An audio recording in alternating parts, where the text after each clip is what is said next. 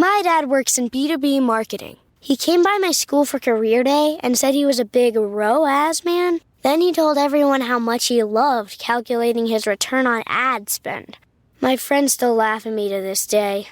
Not everyone gets B2B, but with LinkedIn, you'll be able to reach people who do. Get a $100 credit on your next ad campaign. Go to linkedin.com/results to claim your credit. That's linkedin.com/results. Terms and conditions apply. LinkedIn, the place to be, to be. Earning your degree online doesn't mean you have to go about it alone. At Capella University, we're here to support you when you're ready. From enrollment counselors who get to know you and your goals, to academic coaches who can help you form a plan to stay on track. We care about your success and are dedicated to helping you pursue your goals. Going back to school is a big step, but having support at every step of your academic journey can make a big difference. Imagine your future differently at capella.edu.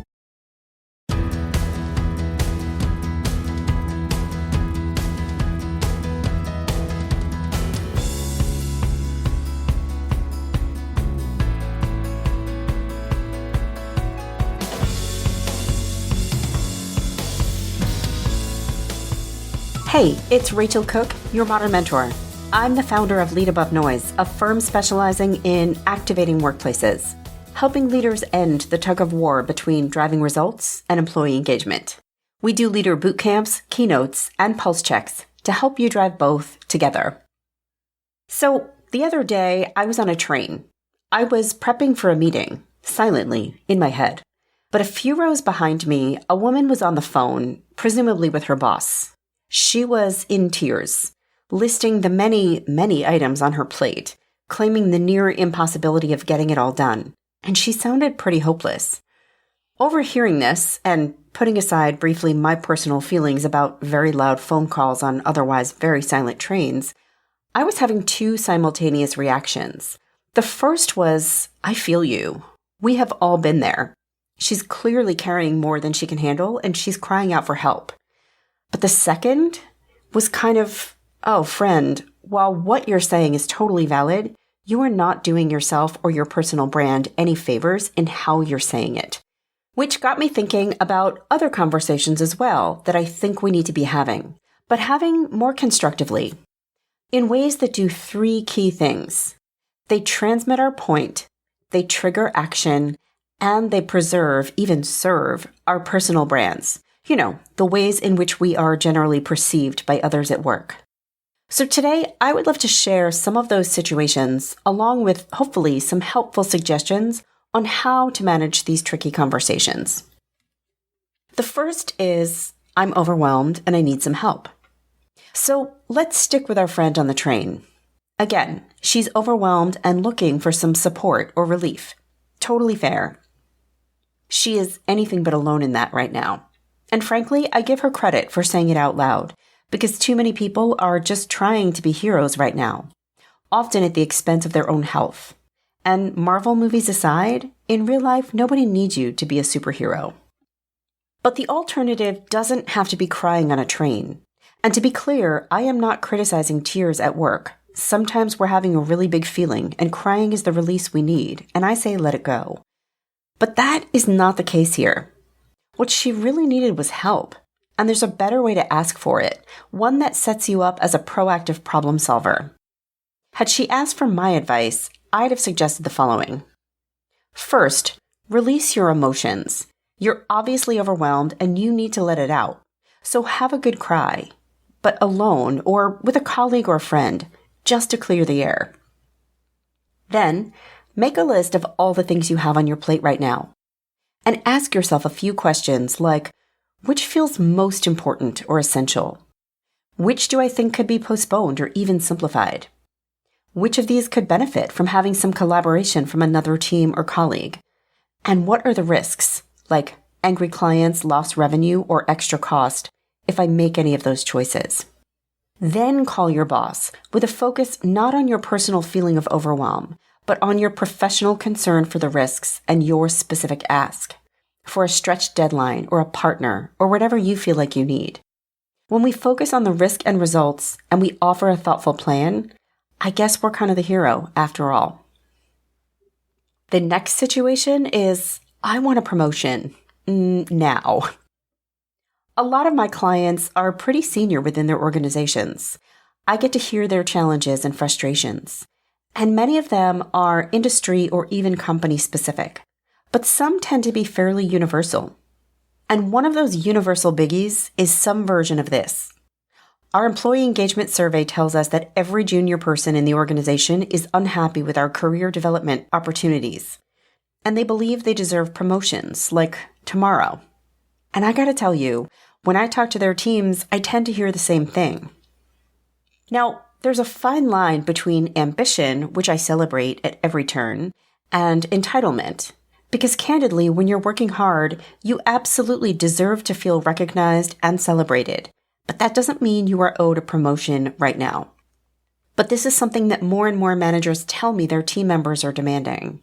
And I have to tell you, if you're someone who has made this demand, I celebrate your self-advocacy, but you're not doing yourself any favors. What's a better way to approach this? Well, start by letting your boss know where you'd like to go when the time is right, making sure they see any steps you've taken to prepare yourself, and then asking for an honest assessment of what more you can do to prepare and what might be a reasonable timeline for a new opportunity. Something like, I'd really love to be managing a team at some point. I took that Leadership Fundamentals course that HR has been offering. I've started coaching some of my peers, and I'm taking a lead role on that new cross-functional project. Is there anything specific that you think I should be learning or doing so that when the next role opens up, you might consider me a fit for it? I mean, make it your own, of course, but when you go in with confidence, but also curiosity and respect for reality, your boss will be so much more incentivized to throw your name in the hat when the time comes. This episode is brought to you by AARP. 10 years from today, Lisa Schneider will trade in her office job to become the leader of a pack of dogs. As the owner of her own dog rescue, that is. A second act made possible by the reskilling courses Lisa's taking now with AARP to help make sure her income lives as long as she does. And she can finally run with the big dogs. And the small dogs, who just think they're big dogs. That's why the younger you are, the more you need AARP. Learn more at aarp.org/skills.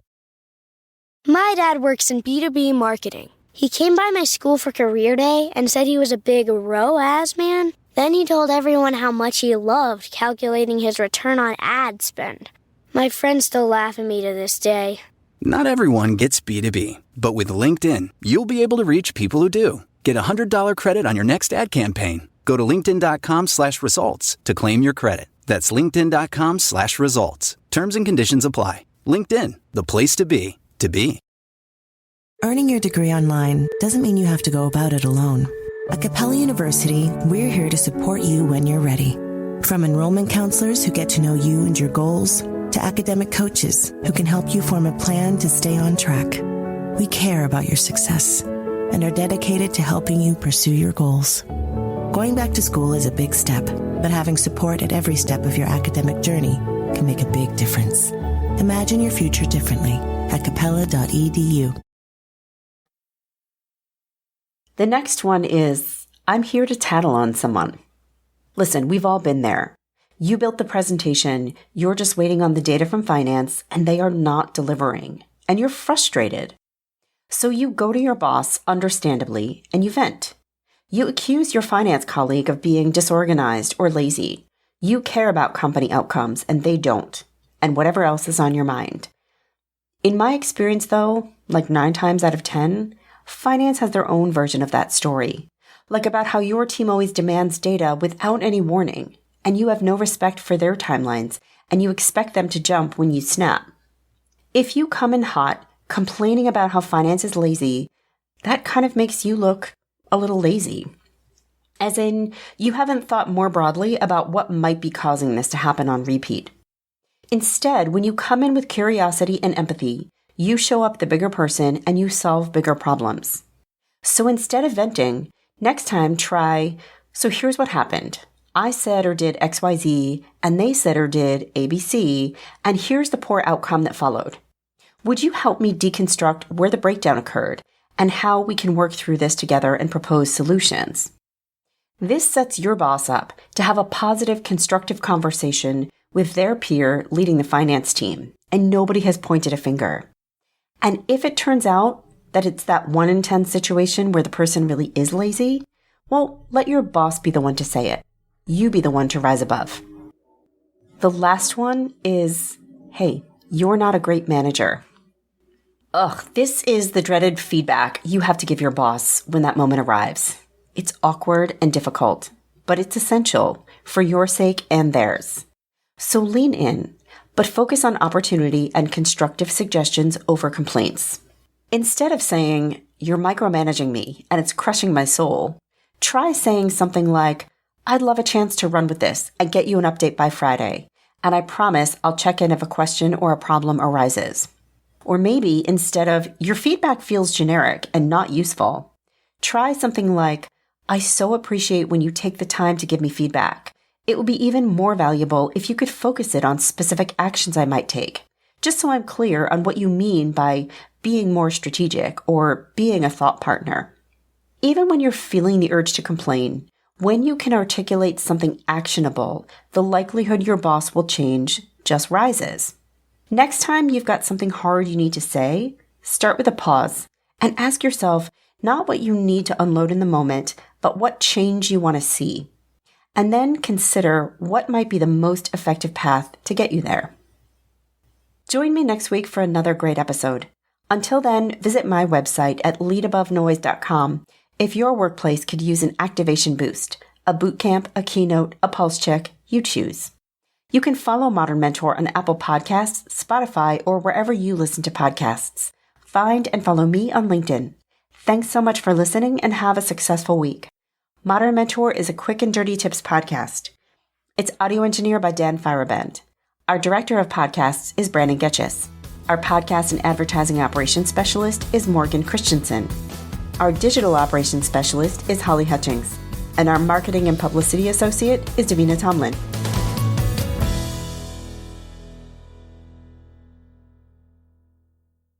Imagine earning a degree that prepares you with real skills for the real world.